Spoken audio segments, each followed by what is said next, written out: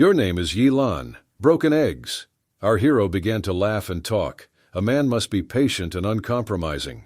Our hero continued speaking, and the young man in a white kimono simply screamed in pain and pressed his wife hard with his hands between his legs. The athletes who stood in this hall began to be indignant towards the young man. You didn't follow the rules. How can you suddenly hit it and harm a person? Yes, that's it, the athletes shouted. But the athletes didn't like it. They began to approach the young man and shouted the following: "Beat this impudent guy. If so, then we can do it together, right? How dare you mock us?" Ordinary people began to be indignant. "No, please don't," a girl with long hair screamed. "Xiatian, take care," the girl who called our hero here shouted. "Let's just not be afraid of them. I can handle this alone. Don't even come closer," our hero said loudly. He looked at his opponents and quickly assessed the situation with his X-ray gaze. They were ready to respond to any attack. Xiatian sat down on one knee, spread his arms to the side and began to quickly spin around his axis. And as soon as each athlete attacked him, our hero quickly fought back with the most powerful kicks. The rivals flew off in different directions, screaming. They didn't have time to do anything, because it seemed that our hero was near every athlete every second.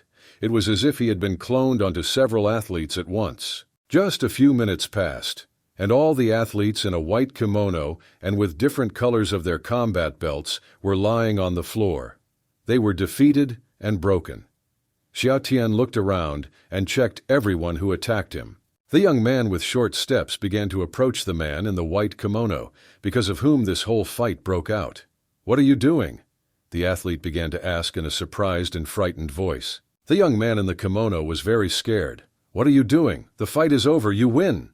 the man shouted loudly and indignantly. There was a terrible fear on the street. Our hero stood and looked at this impudent man. "No, for some reason I don't like what you did.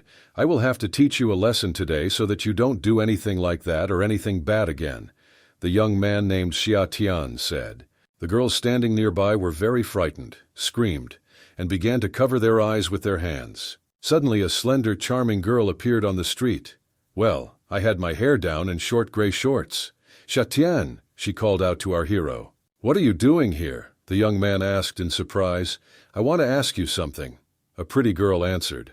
The girl looked piercingly into the eyes of our hero with a loving gaze and asked, "Have you ever heard of a strange disease that makes you feel cold every time there is a full moon?" Xiatian walked closer to the girl and asked again. "I know it's called a cold moon. This is a hereditary disease.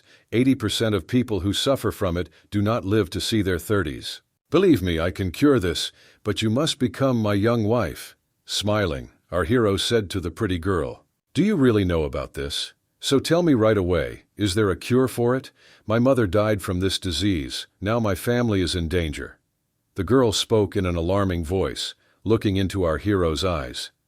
"Then I agree," the girl answered. The young man closed his eyes and thought, "Wow, she agreed to this so easily. I was just joking. How can I take advantage of this situation? Don't worry, I will follow you home to check on your family's illness," the guy answered.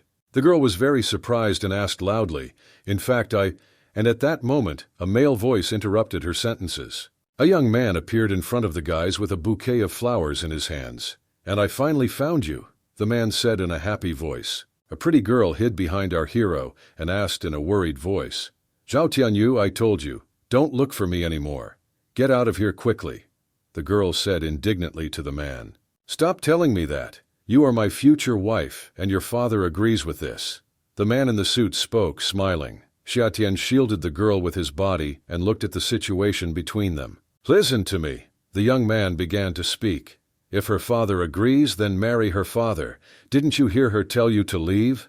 The girl continued to hide behind our hero. The man in the suit got very angry and started shouting loudly at the guys. "Who would be for her? It's none of your business at all. Shut your mouth and step aside." Xiatian smiled and answered this ill-mannered man. "Now she is my young wife. Who do you think she is to me? And who am I to her? You're just some street idiot." "By Yi, this guy is talking nonsense. Is it true? Let's continue to be indignant at men with a bouquet of flowers in their hands." Then the man in the suit became even more angry, and in anger I threw a gorgeous, beautiful bouquet on the ground. He grabbed the girl by the hand and began to pull her along and spoke. "Come with me. I want to see how you will explain yourself to my father. What are you allowing yourself to do?" Outraged, the girl screamed throughout the street. Our hero really didn't like this situation. Xiatian didn't wait long and quickly grabbed that scoundrel's hand. He grabbed him so hard and squeezed his hand that he simply let go of the girl's hand.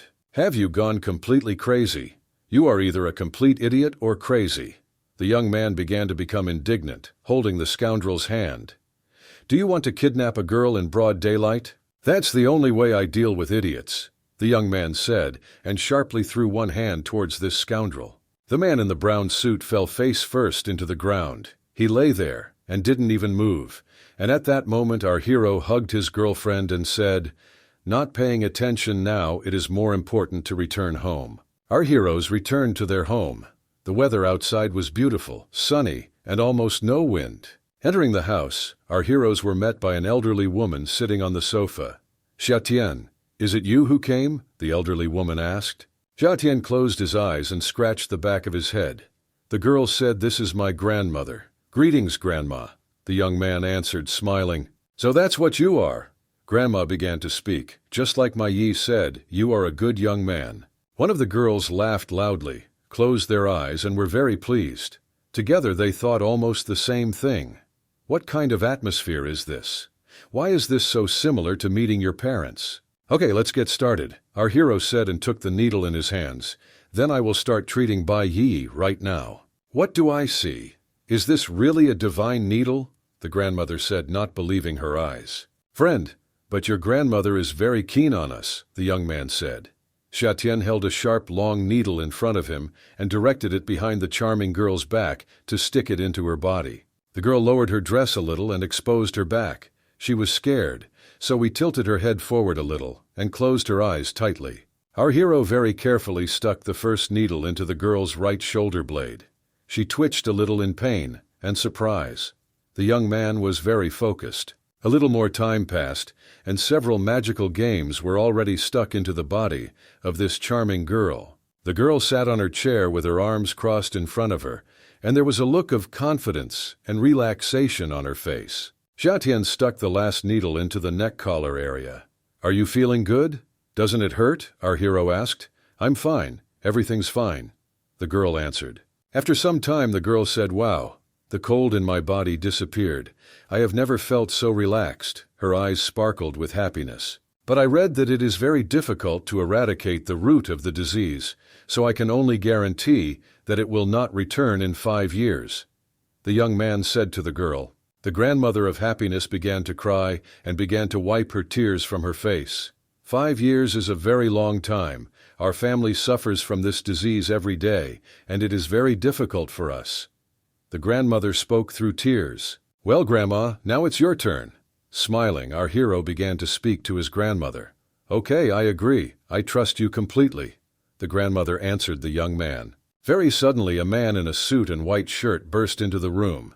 He sharply opened the door and screamed, "What are you doing?" An alarmed, frightened man ran up to the girl, which practically had tears in her eyes. You see, the eyes were shining and crying with happiness. "Uncle, this is Xiatian. This is the doctor I asked to come and cure our family." "Which doctor?" the man began to ask again with disbelief. "Does he have a license? What hospital is he from? Respected in order to rob us completely?" Uncle was indignant. Grandmother entered into this conversation. "He came to us completely free of charge. Why do you allow yourself to interrogate him like a thief?" "Because it's free, just free cheese in the mousetrap," Uncle answered in a dissatisfied voice.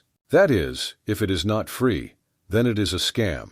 And if it is free, then it is no good at all. I am amazed at your logic." The young man laughed at that. "Quickly apologize to the doctor and leave," the grandmother said threateningly to her uncle. "Mom, I told you that they will find a doctor who will cure us. All you have to do is give me another 100,000 yuan, the man said. "Uncle, how many times have you asked Grandma for such large sums?" The girl began to be indignant. "And how many times have you found a reliable doctor? Why don't you believe Xiatian?" I really felt better. This made my uncle very angry and simply infuriated.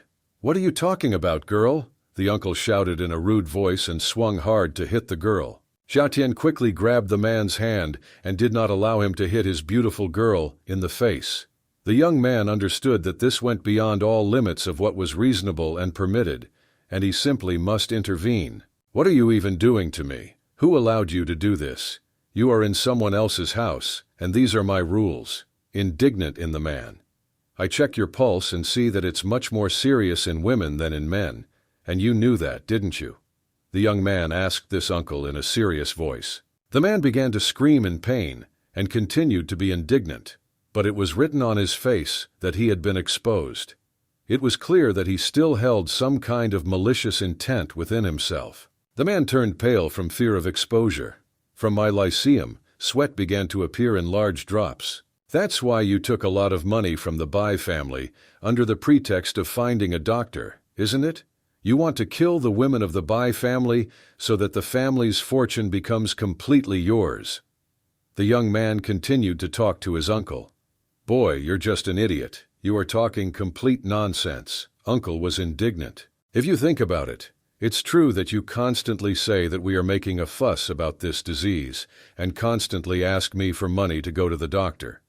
Grandma got involved in this conversation. "No, Mom, it's not like that. Listen to me, Mom."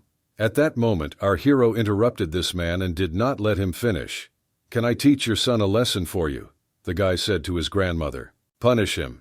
He is a very obnoxious son and deserves to be punished," Grandma said. "Okay, no problem," the young man answered. "Listen, Grandma, don't be angry," the girl answered her grandmother. "Let me tell you up front that the disease is no more severe in women than in men, but it appears later in them." In a menacing voice, looking into his eyes, my uncle said, "Our hero. But it can manifest itself very quickly. Have you noticed that lately you've been feeling more uncomfortable than ever?" the guy asked. "How did you find out all this?" Closing one eye and frowning his eyebrows, the uncle asked our hero. "Xia Tian, is everything you say true?" the girl asked behind her back. "It's true. He may not live to see the end of the year," the boy answered. "Well, he is my son, even if he is a bastard." "Please save him," Grandma asked. "Okay, I'll save him, but it won't be for free. I want half the value of his family's property." Looking at this uncle, our hero said. What? The uncle asked the volume indignantly. He was simply furious at such pressure and impudence. After some time, the young people went out into the street. The girl closed her eyes and began to speak. "Thank you for coming to help my family today. My uncle was so rude to you today, and I apologize to you for him." The guy answered immediately. "Believe me, this matter has nothing to do with you. He can come to me when he wants to be cured." Our hero began to leave and continued talking. "But remember that half is family property. Believe me, I don't bargain." The girl once again carefully looked at her hero with a very piercing gaze. She understood that only he helped her family from this disease. Evening came, and action began to take place in one of the nightclubs of this city. There were a lot of young people hanging out inside the club. Girls and boys danced to loud music in the spotlight. "You said you know Xia Tian's details." Russell, young man, blonde. "But I know everything about him," a pretty girl answered, smiling in a calm voice. "Are you his girlfriend?" Holding a glass of alcohol in his hands, a young man with white hair asked the girl. "No, he is my enemy," the girl answered the young man in a rough, harsh voice. "It's all because of you, Xia Tian. Shusha Windows doesn't want to see me anymore. And I want to buy branded things. I can only go to such a place to earn money. It is preferable to die," the girl thought at that moment. Leaf to whisper something in a quiet voice in the ear of a young man with white hair. The party ended, and the next sunny, beautiful day arrived. Young people stood near the educational institution and talked. Did these people later come to you with troubles? Our hero found out from the girl. No, everything was calm. The girl answered. But you yourself must be careful. You beat that guy very well back then, so make sure he doesn't take revenge on you. The girl spoke in an alarming voice. At this moment, a man's voice was heard. Who shouted the name loudly? Qing Shui. It was again the same young man with blonde hair and with a large, luxurious bouquet of blue flowers. Without thinking for a long time, our hero named Xia Tian took a bouquet of flowers from this blonde and hit this guy hard with his right hand right in the jaw. One of the white hairs flew to the side and screamed in pain and grabbed his cheek with his hand. "Oh, sorry. I thought that this was the one who wanted to take revenge on me." Confused, the young man said. It seemed like he was making excuses. "Jiatian, I know all your secrets." A young man with blonde hair was loudly indignant and pointed his finger at our hero. The blonde held his swollen cheek with his hand. "My secrets? Is it my special body build that was discovered?"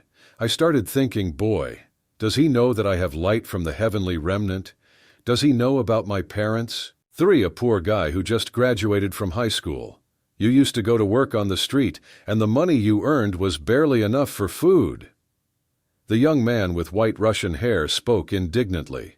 "Don't let him deceive you, Qingshui. He is not a rich man at all." "And that's all?" our hero asked. "Will you come to dinner with me?" "Why are you always so busy?" the girl asked about the young man. "I have something to do. I must leave first." Our hero answered. "I'm leaving," said the young man named Xiatian. "Please don't come home too late," the girl said. Xiatian Shoal slowly walked down the street and put his hands in his trouser pockets. He thought and looked around. After some time, our hero heard steps behind him. They were barely audible, but he felt it. Xiatian stopped for a moment and thought, "I probably know why these dads didn't come back for more trouble. They were waiting for me all that time." Yes, a young man was my hero, wearing black clothes and a black baseball cap. O kept his hands in his pockets and looked at our hero. Xiatian slightly turned his head to the side to observe the person behind him. A man in black clothes was quickly approaching the young man. "So, this territory is quite open, right?" the young man said. "You are Takeshitu Dairo's organism, aren't you?" a man in black clothes asked in a rough voice. "That's his name, right?" Surprised, the young man asked. "I already forgot about it. Did he send you?" "I'll tell you only one thing. The dead don't need to know that much," a man in black clothes said to our hero in a menacing and angry voice. The men in black clothes accelerated and jumped high. Xiatian just stood on the ground, with his legs spread out and his arms to the side. The strong one neighed with his hands in his fists and was ready to repel any blow. Xiatian quickly took out a sharp long knife from his king. He held his hand tightly and was ready to strike. "I realized it was you. Therefore, here and now we will solve everything with you," our hero said, and began to wave his knife. After several precise blows, blood gushed in different directions.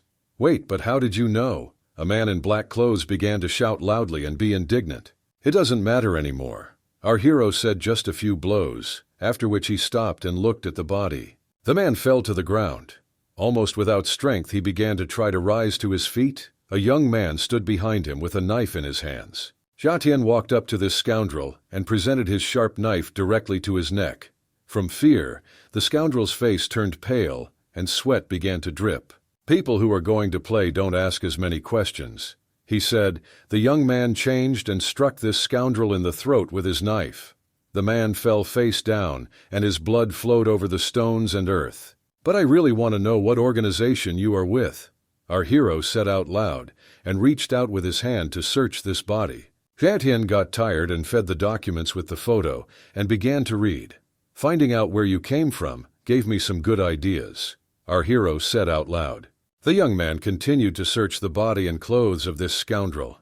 He tried to find at least some more information. Further events began to develop in the office building of the girl who took our hero as an enemy. A young man in a blue shirt approached the girl's boss and began to speak. "Boss, this time we sent a total of 37 experts. The Dragon Group also arrived, and Fang Ruifeng was also invited to help. Beware the quicksand. This is an event not to be missed," the boss girl said, smiling. "Well, what is this anxiety inside?" As if something was about to happen, the girl was thinking. And now the actions take place in a completely different building. The girl with red hair said loudly, "Sister, let's go." This girl's eyes were big and just lit up with the upcoming action. "This is our only chance. We must not fail," said a girl in black clothes with long purple hair. At this time in the Lord's office, Lord says, "I heard that Fang Ruifeng also participated." At this time in the Lord's office, "Lord, everything is ready. There are only 3 first-level killers, 27 second-level killers, and 100 third-level killers." The servant reported, "Yes, he participated. This is Wang King, This is the director of the Special Operations Department who asked him about it. The Lord slammed his fist hard on the armrest of his chair. This fan. Someday, sooner or later, I must kill him. No matter what, the heavenly remnant scroll must be captured. There were many soldiers standing in a large room. All are ready, the chief asked the soldiers. Almost ready. One of the soldiers answered. I don't understand, where are the others? The chief began to be indignant. Takashita was wounded, and he, having learned about this, went to avenge him. One soldier answered, but of course he is a pain in the ass. Don't wait for him. But we know where the place is, let's go. The senior soldier answered. Actions began to unfold with everyone else in the house in which there were a brother and a sister who were stealing. The girl with green hair held a mug of tea in her hands and spoke. Brother, what is this that the islanders are asking us to steal? A small scroll about this size. The young man in black clothes said, and pointed with his fingers at the small size. I lost the photo, but I still remember his appearance. He continued talking. Are we really going to get 5 million when we get it? The girl with green hair asked, very surprised, maybe even more. If we talk about this again. Her brother answered her. The brother immediately imagined this picture before his eyes. It was like hell. There were all the current characters who were chasing this scroll. And at the head of everyone was, of course, our hero named Xiatian. Night has fallen. The sky was strewn with bright white stars, and a column of yellow jeeps and SUVs drove along the road at high speed. The brother of the girl with green hair stood and held a wig in his hands. He looked slightly tired. His sister began to be indignant and rush him. Hurry up, please. The car is already arriving. Get dressed quickly, I tell you. The young man quickly put the blonde wig on his head and smiled. It was as if he had reincarnated and said, well, let's see what happens next. The boss girl was riding in the front seat of the car. Next to her was a male driver. The girl opened her eyes wide and opened her mouth in surprise. It was clear that she saw something. My God, are there some people on the road? The driver of this car, frightened and surprised, shouted loudly in the car. The car was known to have stopped, so that the creaking and sound of the brakes could be heard throughout the entire street. There was actually a young man standing on the road holding a girl by the shoulder. 2 old men blocked our way. They moved so slowly that it seems like they are just standing in one place. The driver of the car became indignant. How can there be old people here? Get them both out of this road, they prophesy. The boss girl started to get nervous and took out her gun. Security guards in military uniforms emerged from large vehicles. There were no rifles hanging on his shoulders. They were going to deal with these old people? The man with the beard looked at these military people and said, well, as soon as they let us get into their car, everything will immediately be in good hands. The military guards approached the old man, and the women began to be indignant and drive them away, asking them to leave the road. Please help us. The old man began to ask in a quiet voice. At that moment, the guards grabbed the old woman by the shoulder and the old man by the hair. Within a second it became clear that these were not old people. Woman, they took off the wig, and it turned out that this girl with green hair, who is a thief, and the man is not an old man at all, but her brother is a thief. Oh, said the girl with green hair. As expected, our boss was right, the guard said. The security guards in uniform and with machine guns began to push these poor fellows out of the way with their own hands. Be gentle with us, guys. The girl with green hair was indignant. Cut this crap and get out of the way, one of the guards said. The thief's brother and sister began to be led away from the road. Several guards with guns remained standing near the yellow SUV. What was not entirely unexpected was a shot at the wheels of a yellow SUV. The tire began to deflate. The girl sitting in the car said out loud, "Damn it, what's supposed to happen will happen. There's nothing to be done." "Get out of the cars, the guests are already here," the girl said, getting out of the car and tightly gripping the gun in her hand. All the military guards quickly jumped out of their vehicles. They stood and looked around. Each of them wanted to see where the shot came from. "Was it a shot?" the brother asked the thief's sister. "What's happening? Didn't you say we could just steal it? Why are they shooting?" The girl with green hair began to get indignant and ask her brother. "Shots were heard everywhere." "No, they're using us as bait," said brother. "Then what should we do?" "Let's run away from here," the girl said and grabbed her head with her hands in fear. Shots were heard from all sides, and bullets bounced off the yellow SUV. There was a real shootout. The girl boss was hiding behind the car. "Since you are all here, please introduce yourself. If you shoot again, I think all the flying tigers in the city will be dispersed." The boss girl screamed loudly behind the car. Silhouettes of people became visible in the distance. It was still impossible to see who these people were, but the silhouettes were getting closer and closer. Young people in gray clothes began to emerge from behind the forest. It was already possible to see what kind of people they were. "Fan Rui Fen, you are so old and you are still fighting? Aren't you afraid of dying here?" the main man said. "Better worry about yourself, idiot. I have never lost a fight against you." A man in a blue shirt, standing near a yellow car, spoke. "Are they really here too?" The girl looked at all this with big surprised eyes and said out loud. On one side stood people in gray clothes, masks on their faces and hoods on their heads. On the other side, there were girls in gray clothes and with masks on their faces. The situation was tense. "It turns out that there are still a lot of people who do not know how to live and die," the main man in gray clothes said. "Whoever dares to steal my heavenly scroll will die." At this moment, two different clans, two different squads began to attack each other with swords in their hands. A very serious battle ensued. Screams, groans of pain, and the grinding of metal echoed throughout the sky. The birds made such a loud noise and began to fly away in different directions. "The fight continues. I wonder who will end up with the heavenly scroll," said the man who watched this battle through the window. "The seagull and the mussel are in a fierce battle, so I, as a fisherman, will wait here for now," said the smiling man. The wars of their clans really fought to the death. They fought like real warriors, inflicting fierce blows and piercing each other right through the heart with a sword. When the wars lost their strength, their bosses began to fight. The chief in all gray clothes and the chief in a blue shirt fought each other in a fist fight. "Fan, today I will kill you. Finally this day will come, your reckoning," said a man in gray clothes and a mustache. In response, his opponent simply smiled and said, "Have you thought about whether you have the opportunity and strength to defeat me?" Everyone else just stood along the road and watched their bosses fight each other. Nobody wanted to interfere. Suddenly, a warrior who looked like a ninja jumped out of the bushes. He swung his sharp long sword hard to attack the boss girl. A man in a suit stood in his way, spread his arms to the side and said, "Your opponent is me. There is a scroll in this machine. Forward." C was commanded by one of the warriors in gray clothes with a mask on his face. These warriors ran to the yellow car to pick up the scroll. They attacked this yellow SUV from different directions. "Damn it!" the boss girl screamed.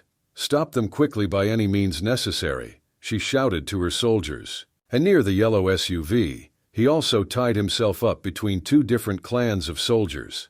This was the last line for Togo to steal the scroll from the car. One soldier, with a sharp and strong blow of his elbow, broke the glass in the car. Then he quickly began to press the handle to open the door of this yellow SUV. The man who was driving the yellow car was very shocked. He did not expect that the enemies would be able to capture this car so easily. One of the soldiers jumped into the car, grabbed the male driver by the head, and began to put him in a chokehold. "The object is in my hands," said another soldier, holding a certain box in his hands. "No, not this," she screamed loudly, "girl boss." She didn't know what to do, so she quickly began to run to these soldiers to take the box from them. And literally a second later, the girl stopped abruptly, because a sharp dagger flew parallel to her right, in front of her nose. This sharp dagger stuck into the ground near the boss girl's feet. "Boss, be careful!" A man in a gray suit shouted loudly. At this moment, a large number of soldiers in gray clothes and masks on their faces were already running away from the car. "Let's quickly leave here." They shouted war to each other and ran deep into the forest. "Oh shit," the boss girl said. There was a cut on her face from that dagger that flew near her nose. In the darkness of the house, the men continued to monitor the situation through the window. "God bless. Looks like we have a winner," the young man named Xia Tian said. Yes, it was our hero who was hiding in a dark room and watching the ongoing battle through the window. "Now it's my turn to act," our hero said confidently, and clenched his hands tightly into fists. The warriors who stole the box ran through the forest and talked. "They are still following us. Let's run faster." Indeed, their pursuers did not run so far after them to take away the stolen goods. "Immortal steps of wandering clouds," said a man in a hood and a black mask. He looked at everyone with a piercing gaze. After these words, the man became strong and stamped his feet on the ground. A lot of noise was created. The warriors, which were in gray clothes and masks, stopped. One of the warriors said, "Takashitu, what took you so long?" But the answer was silence. "You're better at stealth. Take this and run." One warrior said to the other and handed over this box, which was not just stolen from a yellow SUV. The man with the box in his hands stood and watched as the rest of the warriors ran into the forest to hide. "Remember, I will meet you at the standard place. Remember this. This is the most important thing." One warrior screamed and ran into the forest. Other warriors of another clan were approaching the warriors in gray clothes and masks. They were already very close. Each of them was armed with rifles. Then one of the warriors in gray clothes and a mask on his face stopped. He looked attentively at his opponent, and he said loudly to everyone else, "Let's stop them." Taking off his mask, the young man looked askance at what was happening, smiled and thought, "It was too easy. He would be furious if he found out that he handed it all over to me." The young man continued to think to himself. Our hero hurried to his home. He now had something that needed to be checked immediately. He opened the box containing the scroll, that scroll that was in his home. But today he brought the second scroll, which is almost identical to the previous one. Jaitan took these two scrolls with his fingers and began to look at them very carefully. "Now let's see," the young man said calmly to himself. And he began to gradually bring the scrolls closer to each other. The young man brought the two scrolls closer and placed them next to him, holding them carefully with his fingers. "It's amazing how well suited you two are to each other," the young man said out loud. Jaitan began to very carefully present these two absolutely identical scrolls to each other, which were similar to each other like two peas in a pod. As soon as the young man presented the two scrolls to each other, they immediately merged into one. The voice in my head kept talking and talking without stopping. "The path can be walked, God can be killed. This is also the way to heaven." The voice in our boy's head was getting louder and louder, not stopping. These phrases were repeated again and again, and suddenly our hero opened his eyes. It turned out that he was lying on the floor, so our hero quickly got to his feet. He looked around. It was clear that he was excited and a little afraid. Then our hero sat down on the floor in the lotus position. He put his hands on his knees, he closed his eyes, and he began to meditate. After the young man calmed down, he opened his eyes, looked at the scroll that was in his hands and thought, "It seems I've made another breakthrough." After that, the young man named Xia Tian put the scroll in his hand and clenched it tightly in his fist. The young man stood up and closed his eyes again to calm down and relax for 1 minute. It was necessary to think carefully about what just happened. Xia Tian opened his eyes and thought, "Certainly. I broke through to the 3rd level of heavenly awakening. It's just wonderful." After that, the young man began to look at the stone that he had in their hands. "This is incredible," said the young man. "Is this the power of the heavenly remnant scroll?" After these events, the next beautiful sunny day arrived. The action takes place in the business office of the boss's girlfriend. Furious and very angry, the girl boss threw folders with documents on the table. "This matter cannot remain in this state. Find and destroy everyone from the quicksand in Zhanghai City," the boss girl said. The men began to be indignant and make excuses. "Boss, we're short-staffed. Although the Special Operations Department has many recruits and their combat effectiveness is very limited. Transfer people, hire experts from the Dragon Group. I want to reorganize Zhanghai City." The boss girl answered in a serious voice and began to leave the office. At this time, being at home, our hero was getting dressed. Just as he was putting on his white shirt, the phone rang. "This is an SMS message," the young man thought. He quickly ran to his phone. He pressed the button, took the phone in his hands, and began to read. There was a message on the phone. "Xia Tian, Bai Yi is with me. If you want her to survive, come alone to the Shu family's warehouse in the east of the city." "Damn you! You decided to create problems again," the young man thought, and quickly began to run out of his apartment to help the girl. After some time he ran near large premises, which were warehouses. Xia Tian stood near one of the open entrances to the warehouse.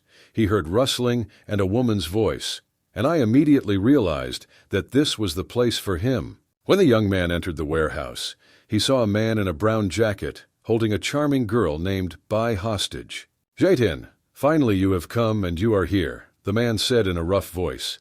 He was holding a sharp knife right next to the neck of a charming girl. "Xiatian, please help me." With tears in her eyes, the girl asked for help. Our hero stopped, closed his eyes and said to himself, "Another warehouse, another kidnapping. Are they all really following the same script? Couldn't they have changed the plot? Kindergarten is damn boring." The young man thought about this to himself, closing his eyes. Behind our hero, two more men appeared with large, long swords in their hands. "Xiatian, be careful, be careful!" the girl screamed. She was excited and very worried about the young man, although she herself was presented with a sharp knife directly to her throat. Just a few seconds later, the large doors of the storage room slammed loudly and closed. "Okay, never mind. I'll give you another version of the plot. Let's not repeat ourselves like last time." Smiling, the young man said to these bandits, "I will destroy you. But first I want you to see how I play with this woman. I play and don't let you move. It's just a pleasure." The man speaking was a man with a knife in his hands, who was holding a girl hostage. The young man smiled and scratched the back of his head with his hand. "Will you destroy me?" "No. Today I will show you what it means to be destroyed," the young man said to the bandit. At least 5 bandits had already gathered around our hero, holding sharp metal combat swords in their hands.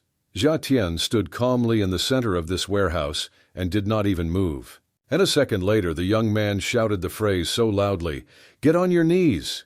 His face, eyes, and teeth turned into something like a demon, and it was very scary. At that same moment, all the bandits who were in the warehouse fell to their knees and bowed their heads down. Our hero stood calmly and kept his hands in his pockets. "What are you doing, idiots? Why did you kneel?" the main bandit shouted loudly. "What happened?" One bandit began to be indignant and ask questions. "I don't know, I just became weak and fell to my knees." Another bandit answered, "I don't know either. Everything was just in a fog, and I fell to my knees, exhausted." The third bandit spoke.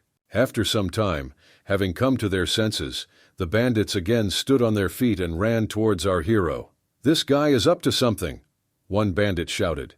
"I'll kill him," another bandit shouted, waving his iron sword. Literally a few seconds later, a tough battle ensued. Our hero deftly fought with his feet. He struck one blow after another, and each blow landed directly on the bandit's body. Then the young man switched to hand-to-hand combat techniques. With strong punches, like the best athlete of the century, he delivered his blows to his opponent. The blows were very strong and always hit the target. The bandits fell to the ground, writhed and groaned in pain, rose again and fell again. All the bandits were beaten almost to death. Many of them simply could not get up from their seats. In shock, the main bandit opened his mouth and didn't even know what to say. Our hero turned around and began to leave this warehouse. All the bandits also continued to lie in their places. "Today I will do a good deed and destroy your desires," the young man said, folding his fingers in front of him. "I have never been so ruthless, but this time I will make an exception for you." The young man continued talking. "Don't come any closer."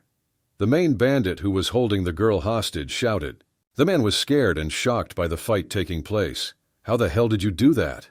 The man spoke loudly, indignantly. "If you had only touched me, I wouldn't be so angry." Our hero answered him harshly. Xia Tian clenched his fists tightly and walked towards the man. "I understand you are not a person. You are a demon." The man screamed in horror and opened his mouth wide in surprise. Fear filled his body. "But how dare you touch my woman?" our hero said in a terrible hoarse voice.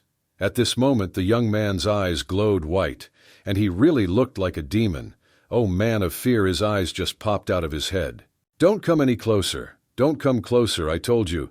Otherwise I will kill her." The man screamed in panic, but it was clear from him that he was very afraid of our hero named Xia Tian. The girl he held tightly with his hand was very frightened. "If you come even a little closer, then I will be forced." The main bandit did not have time to finish this phrase and immediately shouted at the top of his lungs. And all because the young man, with a sharp blow of his hand, simply cut off the hand of his opponent, in which the dagger was located. It was like an ultrasonic shock. The man continued to scream in pain. The severed hand, which continued to hold the sword, flew to the side. What? How did this happen? The man-bandit screamed in a terrible loud voice and looked at how his hand lay on the floor. Hey, my hand, are you an idiot? Why did you do this? Who the hell are you anyway? You are clearly not human. The man screamed in shock and rage. Jatian, I'm so glad to see you, Girl Bai said, ran up to the young man and hugged him tightly. Okay, the main thing is don't worry.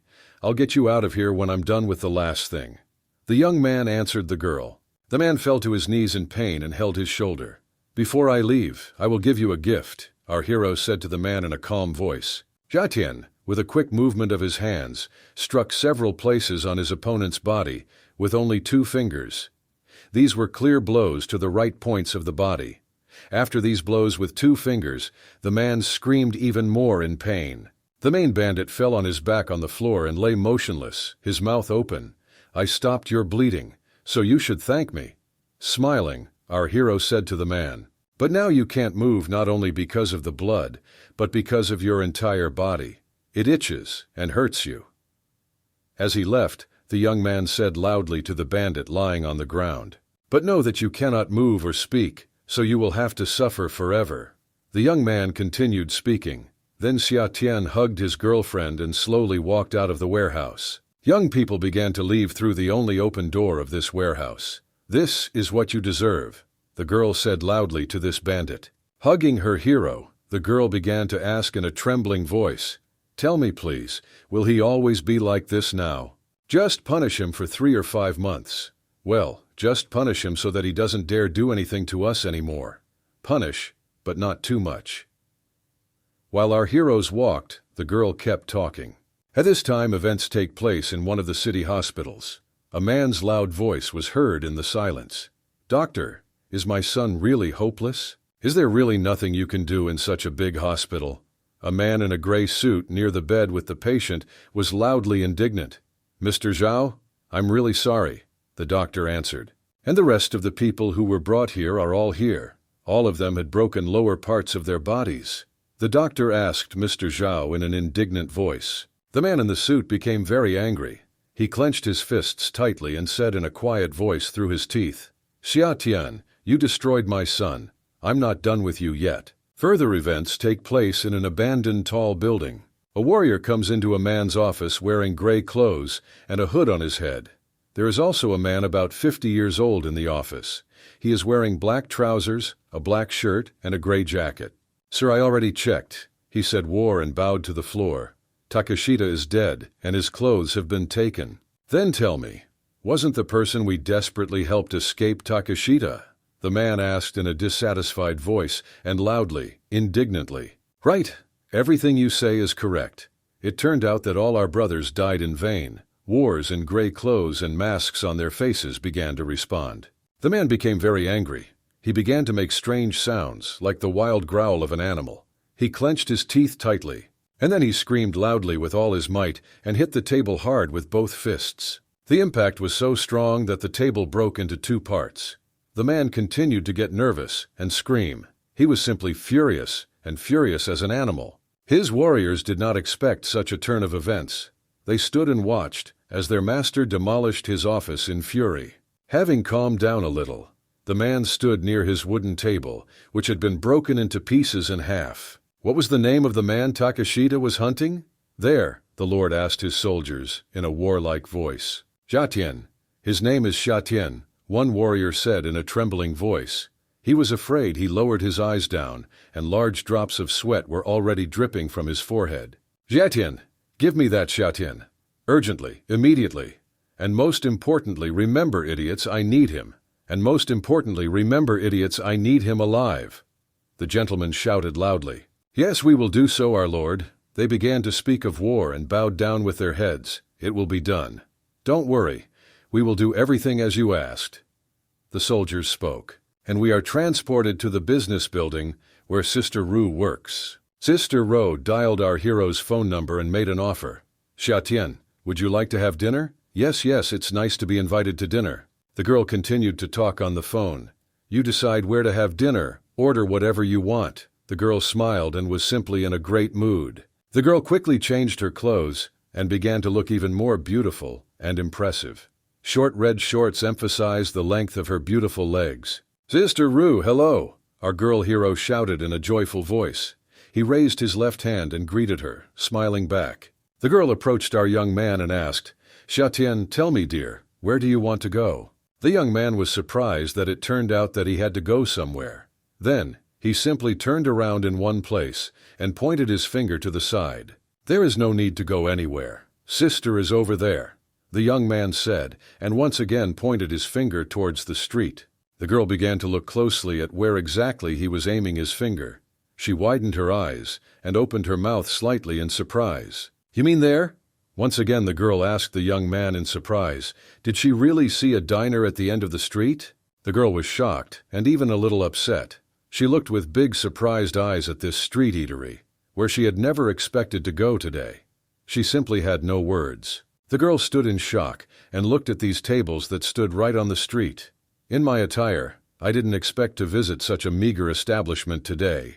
Xiatian quickly took the first available table and sat down at it. "Why are you standing there? Come sit down, don't be shy. Sit down, I'm waiting for you." He spoke to the girl, who was still standing and did not know what to say from shock. "If you wanted to come to such a place, you should have told me in advance. I would at least change my clothes to sit on these benches." The girl began to be indignant towards the young man. "Everything is no longer okay. You know that you look great no matter what you wear. Sister Rue is absolutely gorgeous." The young man was complimenting the girl. The girl looked at the guy with surprised eyes and even blushed a little. Blushing a little with embarrassment, the girl turned away from the young man and clasped her fist in front of her, and she said yes. She was pleased that Xiatian was complimenting her. Soon food was brought to our young people's table. It was a varied appetizer with spices on small skewers, which was fried over coals. "Smells so good and delicious. You know I like. What do you say, Sister Rue?" the young man asked the girl. They both took these snacks into their hands, looked at each other and laughed loudly. Xiatian began to eat the meat that was brought to them on skewers. They were abruptly silenced, with their mouths full of food. He frowned and looked at one point. "Xiatian, dear, what's wrong with you? Has your face changed and even turned pale?" "Everything is fine." The girl continued to smile and ask. "No, it's just that someone is watching us. Trust me, I feel it." The young man began to speak to the girl in a quiet voice. The girl turned sharply to the side and began waving her wooden skewer, which had food on it. "Who? Where is he?" the girl began to ask again. The young man began to continue gnawing the meat and pulling it off his skewer. "These are several islanders who are currently changing their clothes." The guy answered the girl in a calm, quiet voice. "They'll probably be here in a couple of minutes." Our hero continued to speak calmly and finish eating his meat. "How do you know? Why are they changing clothes?" The girl did not understand at all what her friend was saying. I especially didn't understand where he got this information from. Now the Special Operations Department is hunting for ninjas everywhere. The young man continued to eat and talk. If they showed up like this, they would be tracked down in less than 2 hours. "Look, here they come," the young man said, and pointed his gaze at 400 people, who were walking dressed in suits directly in their direction. These men came with slow steps closer and closer to our heroes. There was not a single kind look on their faces. These 4 men began to surround our heroes. They stood on opposite sides around the boy and girl so that they could not escape. "Come with us," one of them suggested. The young man and his girlfriend got up from the bench and began to look around. While they were silent, they assessed the situation and did not answer a word. Xiatian was absolutely calm at this moment, as if nothing had happened. He continued to eat his meat and talk to these men. "Shall I go with you? Then you will need to pay our invoice. Will you pay for it?" "Don't resist," one of the men said in a menacing voice and spread his arms to the sides. "To kill Takeshita, your strength must be at the mid or late yellow level." The man continued talking. "The 4 of us have the same strength as you. So understand the most important thing, boy, that you have no chance against 4. I hope you will be obedient." The man in the suit continued to get angry and talk. At that moment, Sister Rue tripped the man who was standing next to her. The man began to fall to the ground with a roar, but held his bottle in his hands so as not to break it. At that second, the girl was pleased with herself. The man fell face first into the ground. but kept his bottle of alcohol intact. The glass flew up and hovered in the air, and at that second, our hero spoke. "Forgive us." It was awkward, and he began to growl with anger and pain. He couldn't even think that some girl could trip him up and knock him down in front of everyone. "What the hell is this? Are you an idiot? Don't you have eyes?" He began to rise to his feet and loudly indignant, a man with a bottle in his hand. The girl leaned over and once again asked the man for forgiveness. "Sorry, I didn't notice you." The man looked with big eyes at this charming girl, who in her beauty and shape was simply gorgeous and sexy. "Wow, you are very beautiful. I will forgive you if you eat at the table with me." The man began to speak and grabbed the girl's face with his hand, and he licked his lips greedily, looking at her. Our hero did not like this situation at all. "This is my girlfriend. I advise you not to touch her, otherwise I will just kill you, idiot," our hero said in a loud voice. After these impudent words from our hero, the man became very angry. He was furious, and with all his strength he broke the bottle of alcohol that was in his hands. "There isn't a single woman in this area that I can't get." A man with a mohawk on his head spoke in a menacing voice. He pointed his finger at Sister Rue. The girl, of course, was a little scared, but our hero named Xiatian just stood there and calmly watched how this man got mad. The people who were on the street were outraged and shocked by what was happening. "What's happening? Someone wants to quarrel with Brother Biao?" One man spoke. Passers-by continued to be outraged and comment on what was happening. "I'm going to go get a little sore. He's just crazy. Doesn't he know who he's dealing with?" Another passerby spoke, but the young man named Xia Tian did not react to these words. He absolutely calmly continued to finish eating his meat, which was brought to him in this street restaurant. After he gave his meat, the young man said to the man with the rocket on his head, "Do you really think I'm here alone? Can't you see that my subordinates are here?" The young man continued to speak and pointed with his hand at the 4 men who came after his soul. It was some kind of cunning plan. The men did not understand at all what was happening now. They looked with surprised eyes at the tone of the young man, then at the man who already saw his enemies in them. "Do you think we are afraid of them?" One crowd shouted loudly at another. "Yeah, we're just going to kick their asses now." Another crowd of people was also shouting loudly, and our heroes, a young man and a girl, held hands and quickly began to run away from this square. After a few seconds, these 2 crowds united into one and began to fight each other. "You're rich enough to hire bodyguards, right?" one man shouted. "Where does your master work?" another man shouted. "I'll kill you if you don't tell me," the third man shouted, and this merciless fight continued. They punched each other in the face, and this was not a child's fight. Each of them wanted to win. Our hero, a guy and a girl, ran away from this square with all their might. Our hero's cunning plan, as always, worked. He deceived both men, and they began to fight each other. The fight in the square continued. Everything was covered in dust. It was no longer clear who he was fighting for and whose truth was. A few minutes later, our heroes had already run away from the square and went around the corner of a neighboring street. It was quiet and safe there. "That was great. You are smart now, let them bite each other." The girl began to laugh loudly and say to our hero, "It's too good to be true. These idiots can't handle these dogs." Our hero began to answer. "What?" the girl asked in surprise. "Let's get out of here. This alley is just a dead end. We'll get stuck here." The girl began to speak to her savior in an alarming voice. The guy immediately looked around. Jetian saw pieces of pipes lying on the ground. He took one piece of metal pipe in his hands and held it tightly, as if it were a warrior's sword. "Do you want to become a hero?" the young man asked the girl in a quiet voice. "Did I not understand you now?" "What hero?" the girl asked in surprise. "Then take this," the young man said, smiling, and gave a piece of metal pipe to Sister Rue. The girl took this pipe in her hands and looked at it in surprise. She gripped this metal pipe tightly in her hand, like the hilt of a knight's sword. "Yes, I will be a hero," Sister Rue said confidently and loudly. The pipe was too heavy, and the girl could barely pull the pipe along with her. The girl continued to pull the pipe and bang it on the asphalt. This rattling sound echoed throughout the entire street. At this moment, Xia Tianyi patted her on the shoulder and asked her to stop. "Wait, it's not time yet," the young man said, clapping the girl on the shoulder. He held his phone in his right hand. The girls tensed up and became a little scared. The guy called on his phone and began to communicate. "Hello, Brother Shu, this is Xia Tian. I need you to send a car." Panya was talking on the phone, but heard footsteps approaching them. Somewhere around the corner of the street, people were walking in their direction. The girl and the young man clung to each other and leaned their backs against the wall of the house. The steps were getting closer and closer with every second. After a while, men in suits and gray boots appeared around the corner of the street. Confident in their gait, they approached our heroes. "Hey you! Stop hiding, I know you're there. I'm the one keeping you surrounded, so give up," our hero shouted loudly across the street and pointed his finger to the side. At that second the girl was very surprised. "You're just being reckless," one of the men said.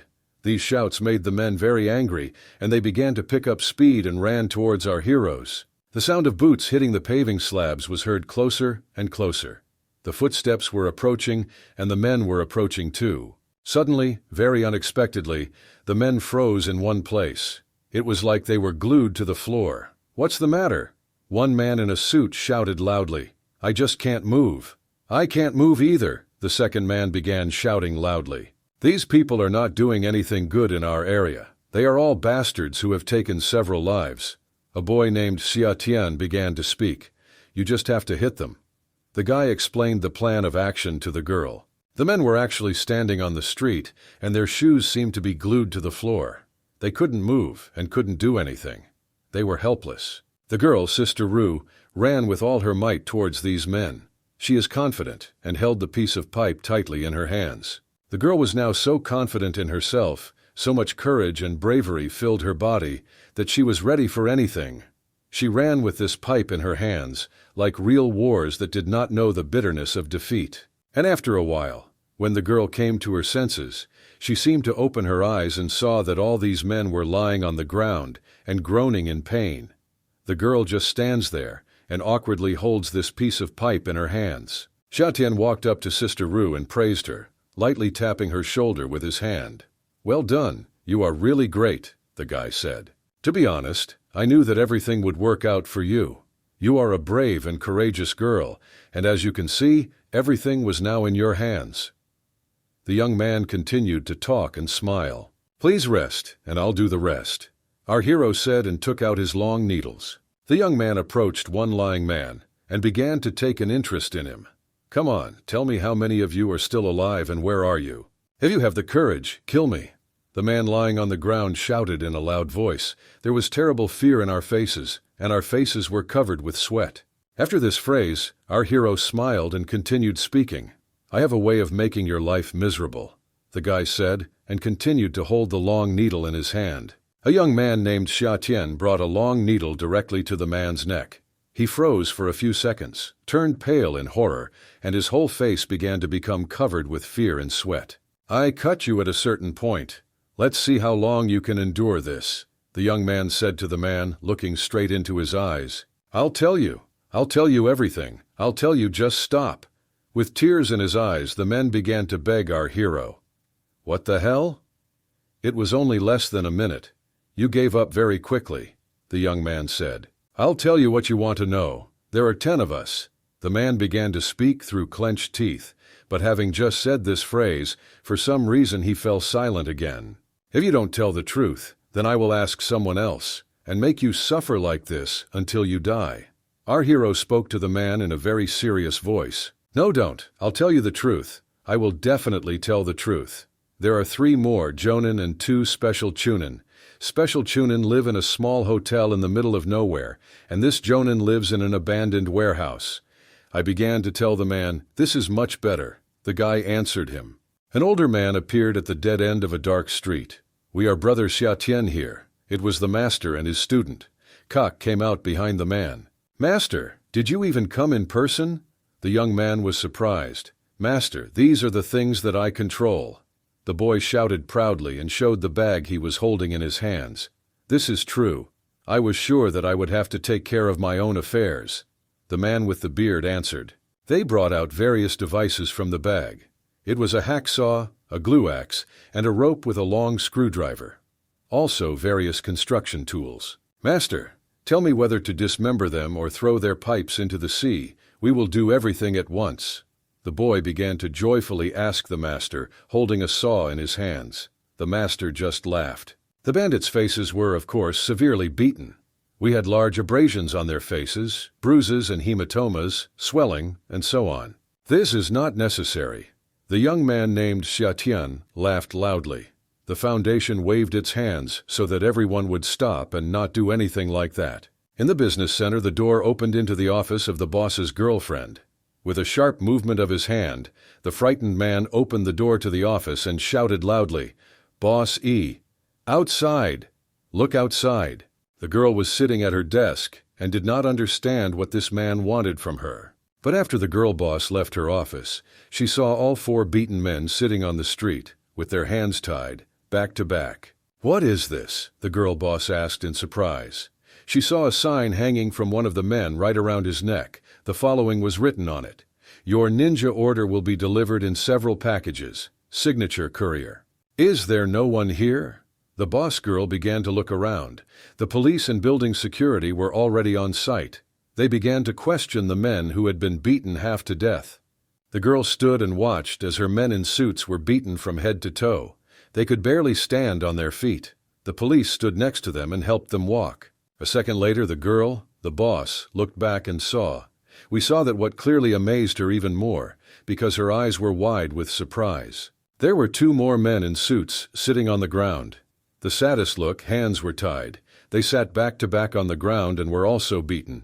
One of the men had a sign on it that said the following: "Chunin Special Delivery, Signature Courier." This surprised and angered the boss's girlfriend even more. The boss began to return to his office, and on the way a man in a suit began shouting loudly and nervously. "I don't understand what happened now," the man asked. The girl boss thought for a moment, and then immediately said, "This working style is similar to Brother Long's working style, but he has been dead for many years." After which the girl thought and scratched her chin with her finger. Evening came. The sun was already setting below the horizon, and it was getting very dark outside. A light minibus with its headlights on drove up to the house. The door of the minibus opened, and our hero named Xia Tian began to get out. He was, as always, dressed in his favorite white short-sleeved shirt and gray trousers. "You guys please wait for me in the car. No one can come in until I come out, so you don't hear. I hope this is clear," our hero said. The rest of the people who were in the car: "Xiaofei, if something bad happens, protect the 2 of them," the young man named Xia Tian said, and patted the boy's head with his hand. "Don't worry, I'll protect you," the boy answered. At this moment the boss girl began to think, "Damn it, what's going on here? The drawing and handwriting are the same as Brother Long's. Then could it be Xia Tian? No, this boy studied martial arts with Yin Ni for only half a month. He couldn't get that strong.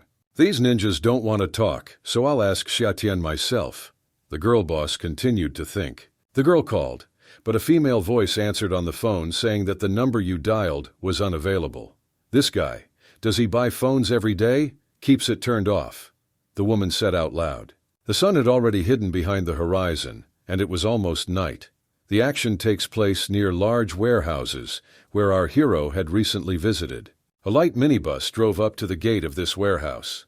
The address and location of this warehouse were already familiar to the young man. He walked inside through the large doors and said, "Are you waiting for me to ask you out on a date?" the young man asked and stopped, clenching his hands tightly into fists. Xiatian closed his eyes, and with an X-ray glance saw that a sharp dagger was about to fly towards him. His instincts and X-ray vision, as always, did not disappoint. Closing his eyes, our hero even saw from which side a sharp dagger was flying at him to kill him. Time seemed to stand still. The guy named Xia Tian quickly waved his hands and knocked away that sharp dagger that was flying straight at him. "I didn't expect you to have such abilities at such a young age. No wonder they fell into your hands," said a man who looked a lot like a ninja. The young man continued to look closely at the man, who was dressed in dark clothes with a hood and a mask on his face, and said in a calm, monotone voice, "You too will soon fall into my hands." "I'm not like them. I'm Jonin," a man wearing a hood and a mask on his face said proudly, after which he pulled out his small knife in his hand and placed it in front of him. "I see you want to play with melee weapons. Okay, I'm ready to play with you. The main thing is that you don't cry or be capricious." our hero said, smiling, and also took out his sharp dagger and held it tightly in his hand. Is this the green cloud dagger? Are you from quicksand? The man in the mask and hood made surprised eyes and asked. No, they don't deserve this, he said loudly. Our hero smiled and a fight immediately broke out. The men began to strike each other with their hands and feet, defending themselves with cold steel in their hands. A serious fight continued, which only turned into a knife fight. So far this battle has been absolutely even. No one was inferior to each other. After a few seconds, the young man named Xiatian jumped back. He knelt down on one knee and began to assess the situation. His premonition and X-ray vision began to work. He looked carefully at his opponent and said out loud, "Even if you have plans, today you will not be able to implement them. Trust me, boy. These are no longer games. Do you really want to stop me?" A young man in a hood and a mask on his face was indignant. "I will tell you the truth, that it will not be easy for you, boy, with me." Yes, they began to spread throughout the warehouse. It was practically impossible to see anything, and only a voice could be heard from far away. "This is my house. That's why you lost." Xiatian responded loudly to his opponent. "What are you talking about? I haven't lost yet."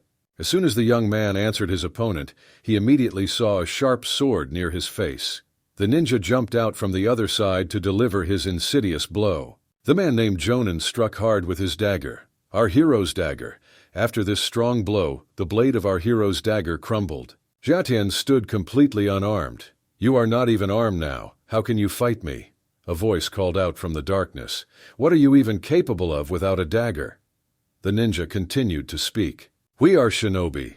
We can detect and attack an enemy without eyes, but you cannot." The young man objected to his opponent. "Without using such childish methods, you will not find me by listening only to my voice." The man continued talking from afar. Xiatian calmed down, stopped, closed his eyes and began to meditate. He turned on absolute pitch, and most importantly, X-ray vision. The ninja's voice could still be heard from afar. "Give up the heavenly scroll, or you will die a terrible death, and I will not spare any of your family and friends." But the guy was calm. "Now I cannot remain silent and inactive when people want to touch my family and friends, so you will have it worse than others," the young man said, and began to stretch his hands. The entire warehouse was filled with colorful smoke. The silhouette of our hero began to appear from the smoke. The man in the hood with grease on his face was surprised. "I don't think he sees me. Why is he so confident in himself?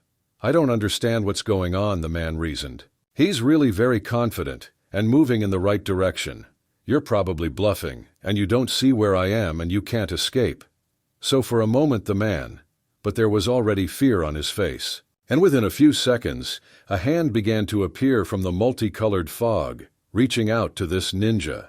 A young man named Xiatian put his hand on the shoulder of the man, who was wearing gray clothes and a mask on his face. "Do you think I use my hearing and not my sight?" the guy asked. The man almost died of fear from surprise. "But now the most important thing is that I see you. So keep what you deserve," he said. The young man clenched his fist tightly and swung it to strike his opponent. It was a very strong blow, probably the best blow our hero could have gotten. A man in black clothes simply flew into the air and flew several meters to the side. Already in flight, one could see how his face was swelling from this blow. A man wearing a hood and a face mask was holding his cheek. How is this possible? This is simply impossible. No one can see someone in such colored smoke. It's simply unrealistic. The man was indignant. The young man crouched down next to this scoundrel and grabbed his clothes with his hand. "You believe the power of sounds and smells to determine location. Sorry, but I rely on my eyes, so you lost from the very beginning," the guy said. This was said very angrily and most importantly to the point. Our hero was completely focused, and he controlled the situation. After these words, our hero began to hit his opponent hard. The guy held him by the clothes and slammed his whole body hard on the ground. The man who was dressed like a ninja began to speak.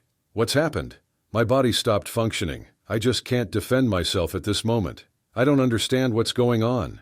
I let you stab me once with a knife. Idiot, I did this on purpose and didn't miss your signature blow. I did this in order to control your acupuncture points with a silver needle." The young man spoke, looking into the eyes of this scoundrel. "I hate it when people touch my family and friends. So you'll end up worse off than everyone else," our hero spoke, looking into the eyes of his offender. There was indeed a small cut on our hero's face. Xiaotian continued to hit this scoundrel's left with his right hand with all the strength he had. A young man named Xiaotian sat on top of his attacker and continued to beat him with his fists. And then suddenly he felt the man's fighting sword. He grabbed the handle with his hand and began to pull it out. "This is a bladed weapon from under the clothes of your offender. I have discovered your pain points and balance points, shattered your bones, so enjoy. And this is a very good blade, so I will keep it as a souvenir," the young man said. It was already deep night, and the whole sky was strewn with stars. A boy got out of the minibus. He was very worried about our hero. He stood near the car and constantly looked at the gate that was in the warehouse. "Don't worry, everything will be fine. Trust me. Our guy has never come out of such troubles as if nothing had happened," the master said to the boy. "Is Xiaotian okay? Isn't he out yet?" the girl asked the boy. She was also very worried about our hero, but tried not to show it. Suddenly, in complete silence, the grinding and sound of metal gates opening began to be heard. It was unexpected and alarming because no one knew what would happen next. Nobody knew what they would see. The boy got a little scared, made big surprised eyes, and pressed himself against the light car. The girl and the master sitting in the front seats also tensed up a little. The gates of this old warehouse opened, and our hero appeared. With a calm step, he walked out of the warehouse and with one hand pulled the collar of his offender, who looked like a ninja. Xiaotian looked at his friends carefully and said, "My friends, forgive me if I made you a little wait and nervous." All the people got out of the car to meet the young man. The girl quickly asked, "Xiaotian, are you injured? Are you okay?" For so long the master stood and silently looked into the eyes of our hero. "Don't worry, everything will heal after a while. The main thing is alive and well. Yes, everything else can be fixed," the guy answered. The girl came closer and gently ran her hand over our hero's face. "Tell me again, are you okay?" Sister Ru asked again. "Mr. Shu, when you return, take the book and copy it. Have several dozen translators translate the words into Chinese, and then give yourself to Xiao Fei," the guy said. "Okay, I'll do that," Mr. answered. "There is one more package." The young man named Xiaotian continued speaking. He simply looked at the man he had pulled out of the warehouse practically unconscious. The next sunny day arrived. It's this day again near his office building. People noticed another package. It was a man who looked like a ninja in clothes. The girl boss was disappointed. She asked in a nervous and loud voice, "Who did it? I ask you to figure it out and answer quickly. Who did this?" At this moment, our hero named Xiaotian was relaxing on a light sofa and eating his favorite delicious cookies. This time his phone was lying next to him on the sofa. At that moment his phone rang. The number was hidden, and therefore it was not clear who was calling now. The young man picked up the phone and heard a voice he recognized. It was his aunt. "Auntie, is that you?" the guy asked in surprise. Aunt answered, "Do you want to join the special team?" Our hero became thoughtful and even stopped eating his cookies. "No, I don't want to do this," the young man answered irritably and pressed his finger to end this call. But after a while the phone rang again. The number again was not displayed, and it was unclear who was calling the guy. At night, everything told him that it was probably his aunt again. The young man picked up the phone and answered, "Auntie, I told you no, I am Zhao Tianyu's father." Suddenly a male voice answered on the phone. The male voice on the phone continued talking. "My son is dead." "How dead?" the guy asked again. "I didn't hit him too hard." The young man continued talking. "Idiot, I just wanted to teach him a lesson. Your son would be fine in a few months." "You're an idiot," he said indignantly. The young man closed his eyes and tears flowed from his eyes. "Don't lie to me," the man continued to shout into the phone. "It was I who sent him on his way with my own hands. And now I will send Bai Yi too." The man began to threaten. "Is that what you said to Bai Yi? What did you do to Bai Yi?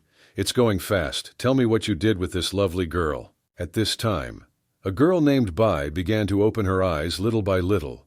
It was difficult for her to look at the bright light, and she did not understand where she was. After a little time, the girl began to come to her senses.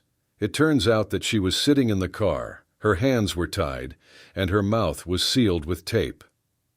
What's going on, she thought. Her body didn't listen. It was hard for her to turn and look around. But she saw something. The girl saw a guy next to her in the driver's seat.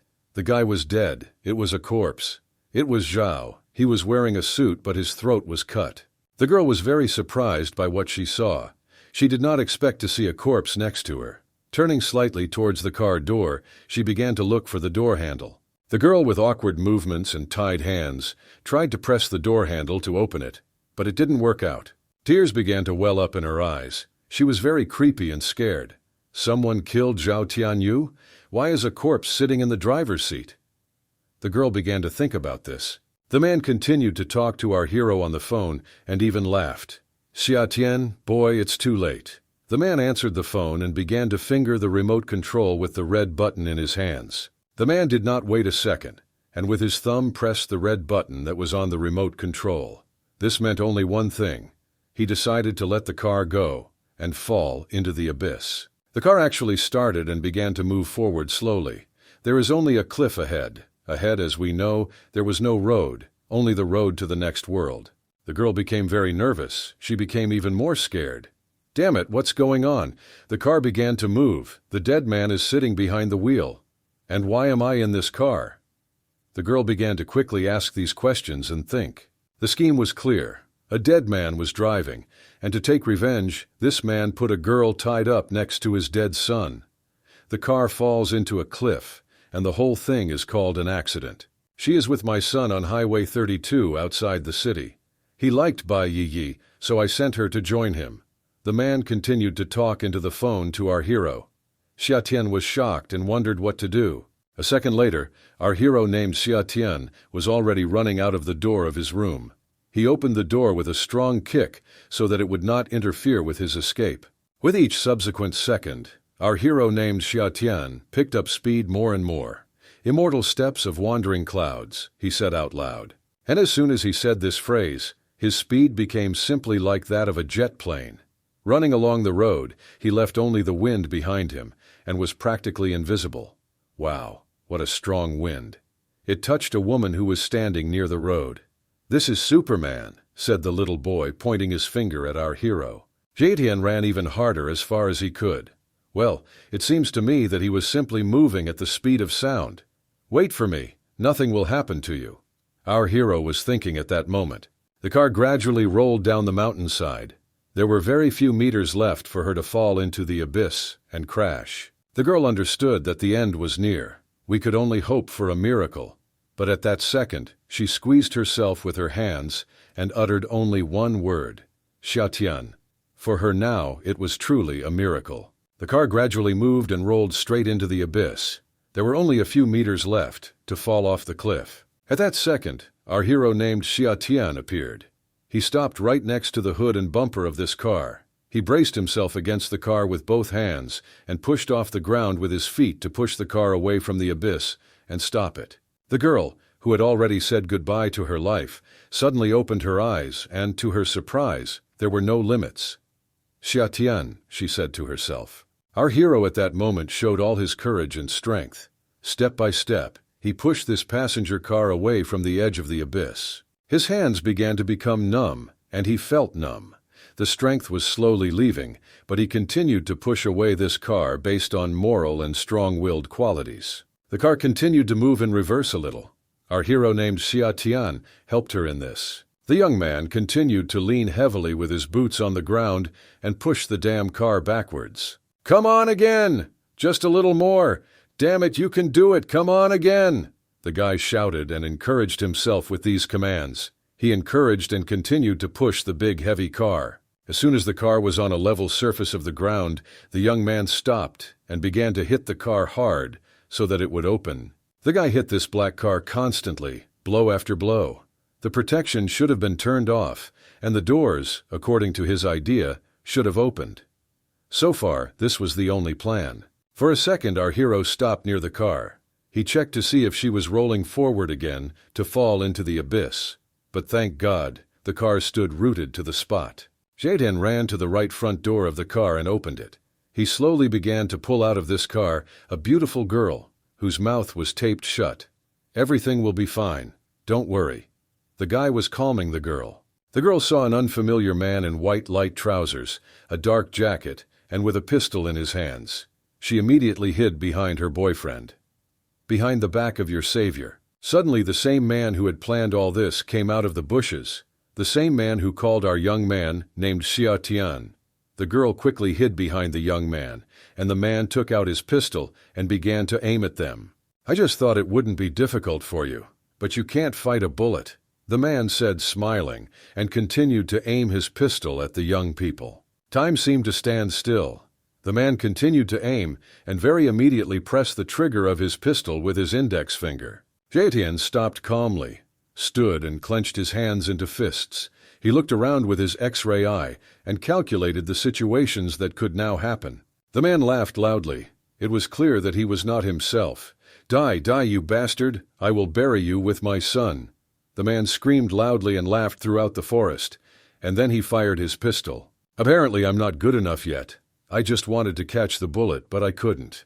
A young man named Xia Tian answered in a calm voice. The young man remained standing in his place and, as always, calmly put his hands in his trouser pockets. The man became indignant. How?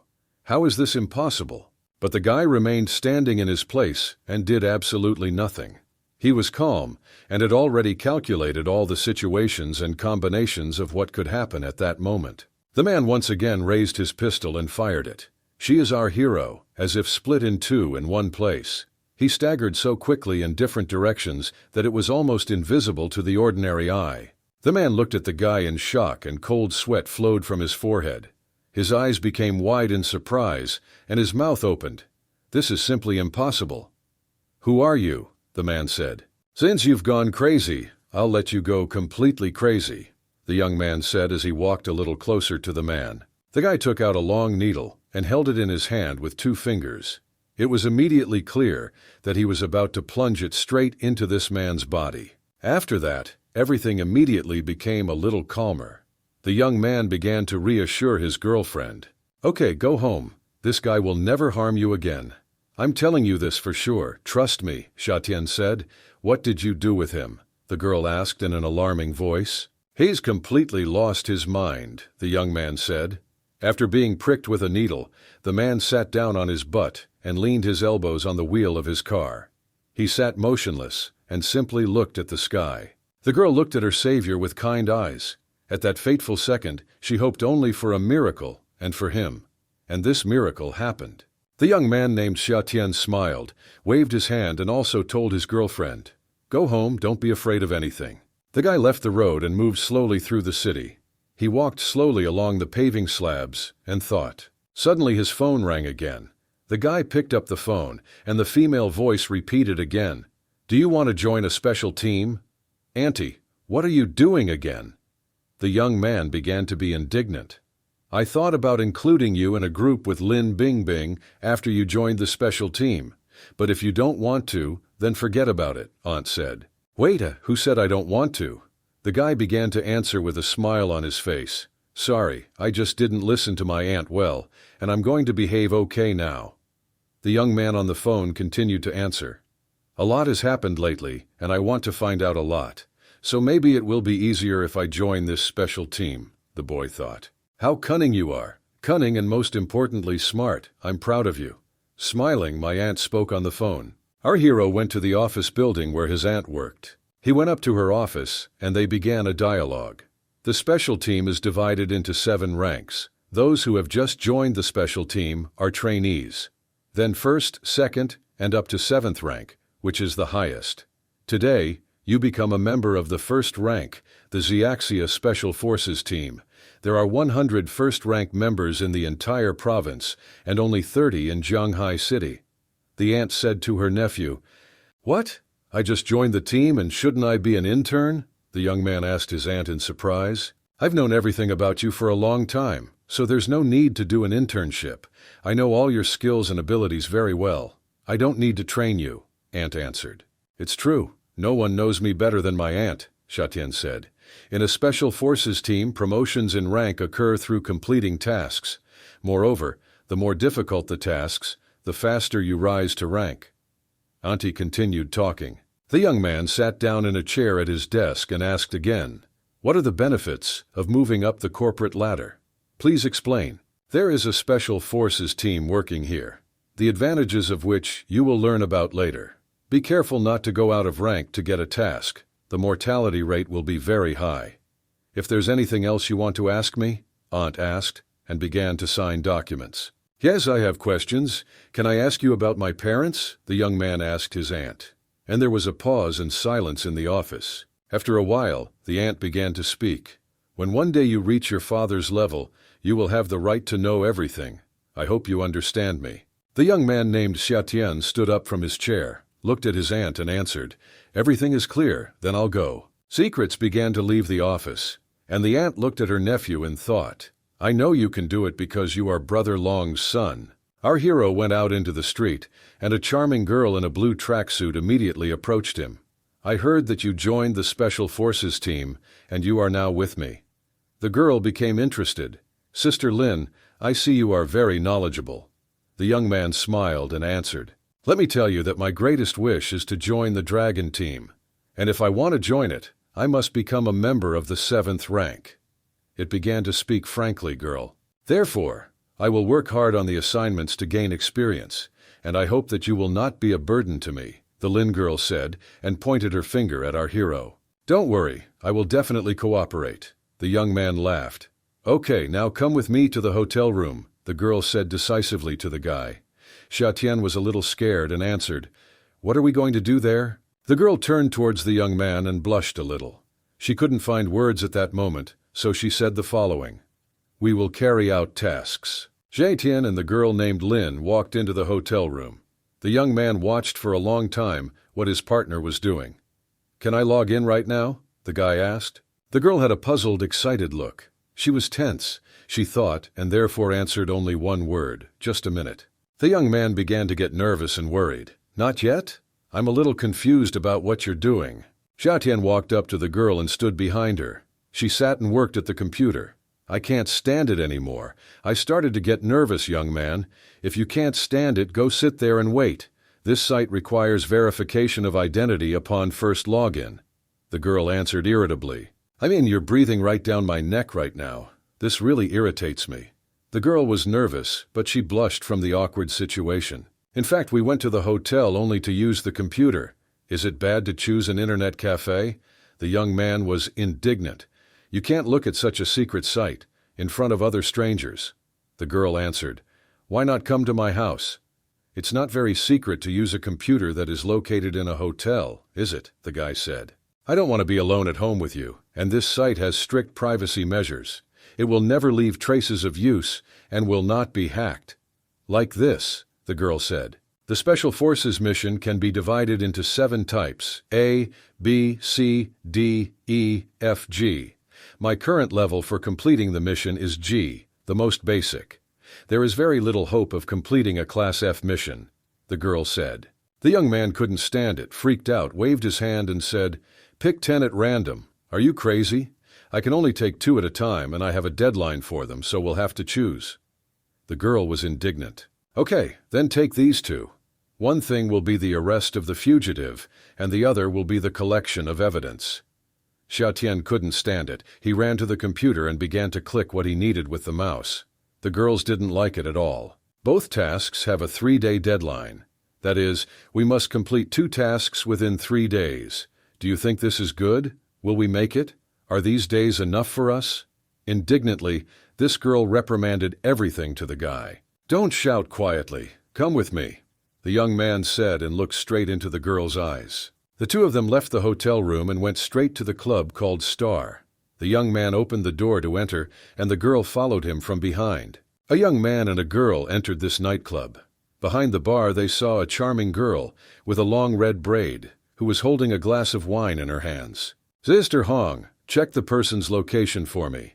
I'll be back in a few minutes," the young man named Xiatian said, and placed the paper on the bar counter in front of the girl. "Hey, I actually charge for this. I don't do this kind of work for free. I don't like doing charity work," the girl said, waving this paper that the young man handed her. Our hero's partner did not understand at all what was happening now. Xiatian left the nightclub and went to the car. A girl in a blue tracksuit was catching up with him. "Where do you want to start? Can you at least tell me your plan?" the partner asked the young man loudly. "Take me to my next destination." The guy answered calmly. Our hero got into the red car, waiting for a girl named Lin to join him. The guy left the car door open. The girl sat down and they drove off. Having arrived at our hero's next address, we got out of the red car. Xiatian put his hands in his trouser pockets and began to look around with his X-ray gaze. There were many multi-story buildings around. The girl named Lin looked at her partner with big surprised eyes.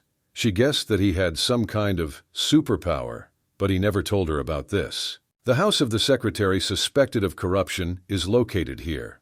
But this quarter has strict rules. To enter the building you also need to show a card, so we have to figure out a way, the guy said, pointing his finger at the desired house. "I see that the window is not closed," the young man said. "How do you know?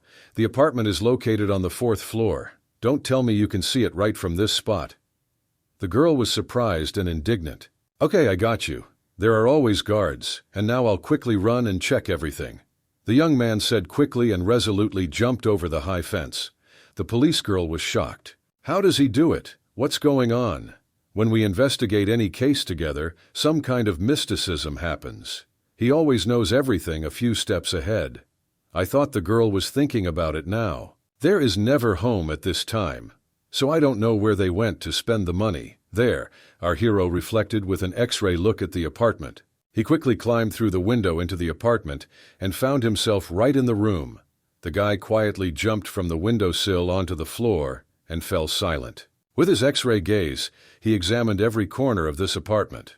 You could be very attentive and focused. Any little thing, any detail, should have prompted the necessary actions. The young man looked at the bed and thought, "The next step is to find evidence. You need to be very careful." Our hero named Xiatian looked carefully at the bed.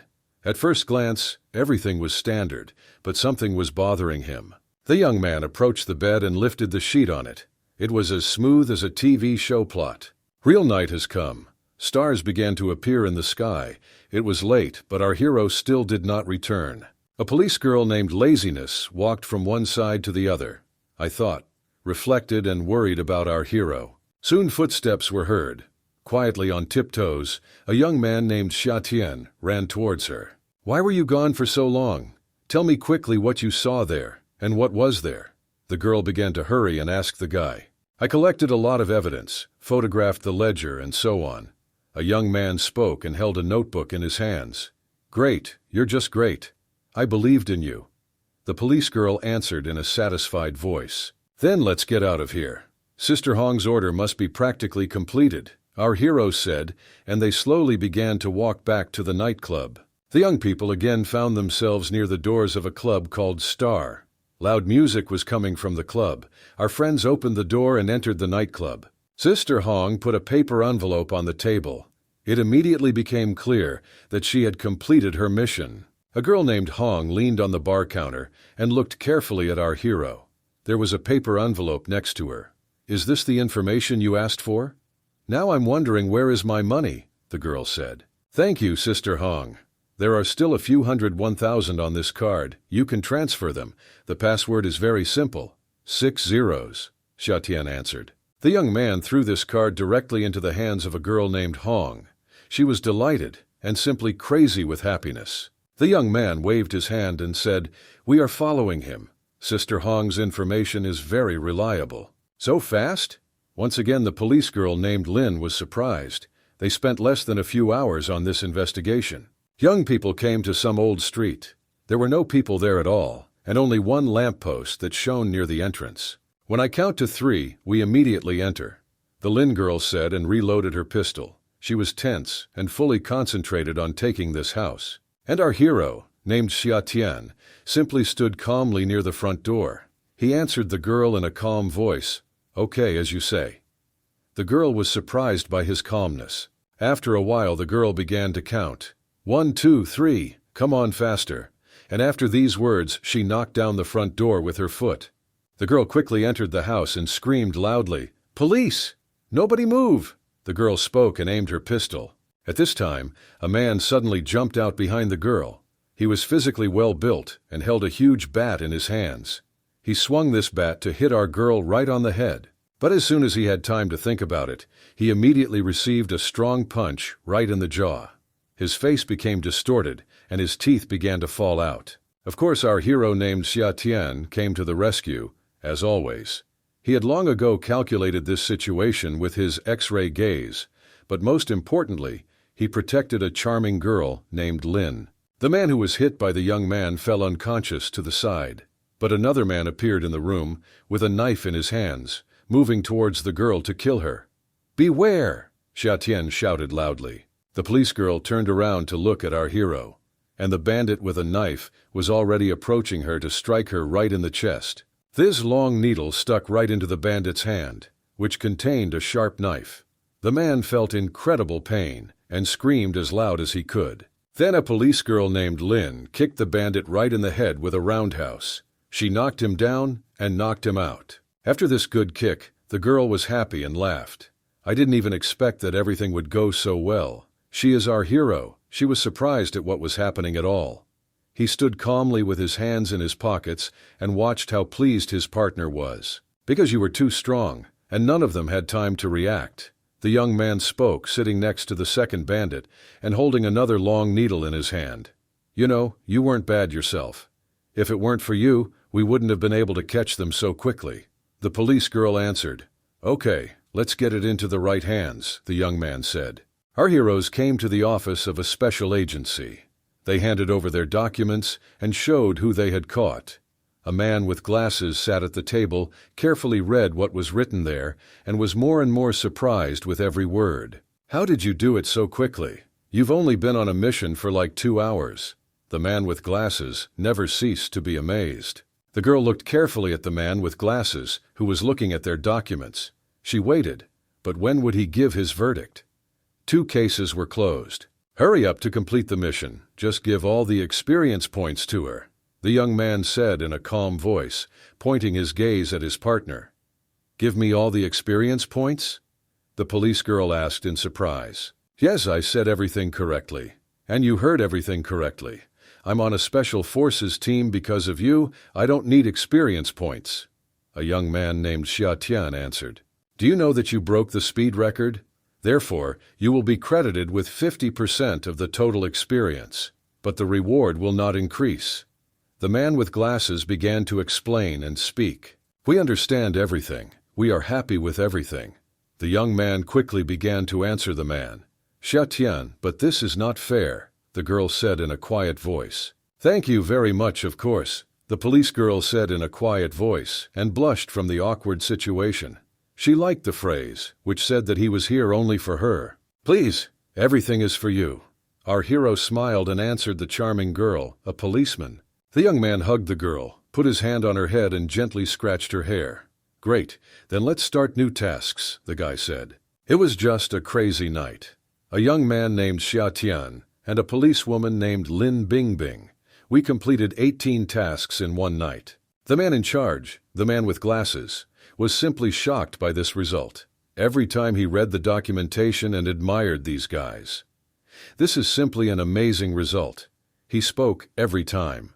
The main people who tracked the results of the special purpose team created a whole table in the computer. They constantly updated it with fresh data. This data was updated every day. Since Xia Tianni required experience points, the only person who submitted the task in the system was Lin Bingbing. And all the members of the first-class special forces teams learned about a person named Lin Bingbing from Shanghai City. Our heroes were very happy about this. And although they were surprised and envious, some of them were in a very bad mood towards her. Some people were just jealous of this girl. One of these envious girls was Lu Qing. She ranked first in the S-class task. The next day has come, and our events are again transferred to the business office where our hero's aunt works. Many people gathered in a large, spacious, bright conference room. It was she who Lin Bingbing fell into 18 G-level tasks in one night. The man in the white robe spoke. "Look at the first page. There are only 12 tasks, and all of them have her." Another man spoke. "Looks like she's our new employee now. I wonder what she looks like." The third man spoke. And all this was heard by a blonde girl standing nearby. After hearing everything these men said, the blonde girl became very angry. Her eyes were simply furious and bloodshot. Then the girl could not stand it, and simply, in anger, hit the work table that stood in front of her with both hands. The men who were talking nearby were scared. Our heroes entered the doors of the conference room. The police girl was in a hurry to appear here in front of everyone, and our hero was calm as always. "It's here, isn't it?" the Lin girl asked. "Yes, go through it here," the men answered. After this, the police girl relaxed, began to smile, and waved her hand in greeting to everyone in the room. "Hello everyone, my name is Lin Bingbing." Hearing that it was her rival, the blonde girl put her foot up and tripped the girl to the policeman. It was such an insidious plan to at least somehow annoy this upstart. That's what the blonde was thinking at that moment. A police girl in a blue tracksuit began to fall forward. She couldn't stay on her feet and fell. The girl named Lin turned around and looked at her offender, but she, in turn, immediately began to attack verbally. "What are you looking at? Would you like to apologize for hitting me in the leg?" said the blonde in the pink suit. "No, it was you who stretched out your leg on purpose and made me trip. How could I kick you at that moment?" The girl in the blue tracksuit was indignant. A man in a formal suit entered the conference room. "What's that noise?" he asked. "Please use your powers to complete tasks and not to fight each other," a bald man in a formal suit and tie said in a calm voice. "Captain, why are you so careless about recruiting? Don't you see that they've started recruiting just anyone here?" The blonde girl was indignant. "I didn't understand. What does careless mean? It was a girl named Lin Bingbing who set a new record. That's 18 tasks in one night, and a maximum of only 30 tasks per week." The man answered this arrogant girl in a dissatisfied voice. Our hero, named Xia Tian, simply stood aside and watched everything that was happening in this beautiful large conference room. He didn't even intend to interfere in this whole discussion at that moment. A blonde girl in a pink suit stood with a proud and dissatisfied look.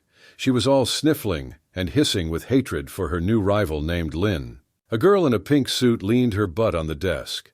At this moment, our hero named Xia Tian decided to walk along it, and he said to her, "I'm sorry." The girl was so carried away by her hatred and envy of the new good employee that she did not even understand what this guy said to her. But a second later she fell to the floor, because our hero decided to do the same thing to her as she did recently to his friend. He hit her on the leg. The girl lying on the floor began to be indignant and scream at our guy. "What are you doing? Are you a complete idiot? Do you know who I am?" The girl continued to be indignant and scream. A good dog doesn't get in the way. In a quiet, calm voice, our hero named Xia Tian responded to all this dog barking of the blonde. Xia Tian passed by this girl and continued to walk around the large, spacious conference room. The girl in the pink suit stood up on her feet and became very angry. Anger and hatred simply filled her body. Completely distraught, the girl pulled a sharp sword from her pocket. She gripped the handle tightly with her hand and was ready to strike. Xia Tian walked slowly around the conference room, and the blonde in a pink suit was already swinging her sharp sword to plunge it straight into our hero's back. The others saw it. The first to shout was a man with a bald head and in a formal suit. "Stop quickly! I haven't gone crazy. What are you doing?" "Xia Tian, be careful. She's behind," a police girl named Lin shouted loudly. The girl was so scared for her boyfriend that she froze in one place. The sword practically pierced our hero's back. The young man stopped and stood as if nothing had happened. He was calm and, as always, kept his hands in his pockets. Behind him, like a statue, stood a girl with a small, sharp metal sword in her hands. The blonde girl was scared and sweat began to appear on her face. "What's happening? I can't even move my hand. My body doesn't listen to me." The girl thought to herself out of fear. "Do you know what you are doing now? You will be suspended from work for 3 days, and your promotion experience will be halved," the man in the suit said in an angry voice. "Why? This is still why. But it's not fair." The girl in the pink suit was indignant, and at that moment the bald man was already taking the sharp sword from her hands. The girl continued to remain, without moving in her place. "You too. I saw you kick her on purpose, and I'll leave you with no experience. The next 30 G-level missions." The bald man in the suit spoke to our hero named Xia Tian. "It doesn't matter at all. Our hero calmly answered the man, continuing to keep his hands in his pockets. For him, points, and everything else were absolutely unimportant. "So now that everything is settled, you should let me know your plans for the coming week," said a bald man in a formal suit and tie. Our heroes looked at him carefully. Then they began to look at each other. Xiatian wanted his partner to be the first to reveal her plans for the future. Our heroes began to communicate with each other, and the girl in a pink suit and with blonde hair stood silently, rooted to the spot in one place, and could not even make a single movement. "Do you want to take on more challenging tasks?" our hero asked. "Now we can take the level E mission." "Do you want to take it?" the police girl asked with a smile. Let's try it," the young man answered, smiling. "I was going to be promoted to second class. It's all this girl's fault. It's all her. Just wait and see." The blonde in the pink suit was very angry and indignant. She felt defeated and trampled.